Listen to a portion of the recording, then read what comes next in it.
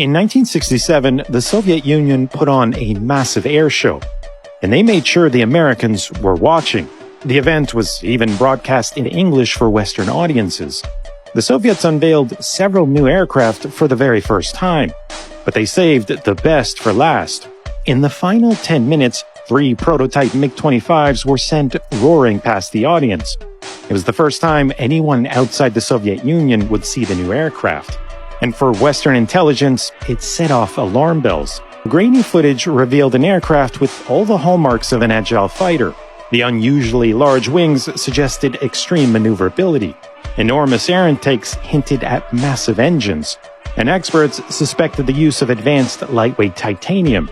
But what worried them the most was that the plane looked eerily similar to concepts for America's next-generation air superiority fighter, a jet that wouldn't be ready for another 10 years.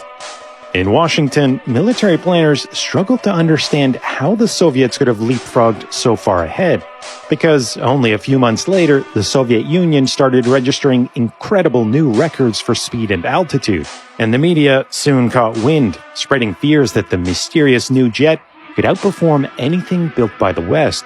The U.S. Air Force Chief of Staff even publicly admitted that for the first time, the Soviets had a jet that the United States couldn't match.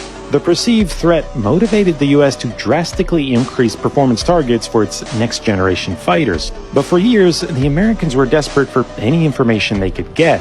They'd catch another glimpse in 1971 when Israeli radar controllers began tracking MiG-25s over the Sinai Peninsula. The jets were clocked flying at more than 2.5 times the speed of sound and at an altitude of over 20 kilometers. At one point, they even tracked one of the MiGs accelerating beyond Mach 3. But the jets flew so high and fast, no fighter in the world could catch them. For over a decade, the MiG-25 remained a mystery and continued to worry Western intelligence. But that was about to change in the most dramatic way possible.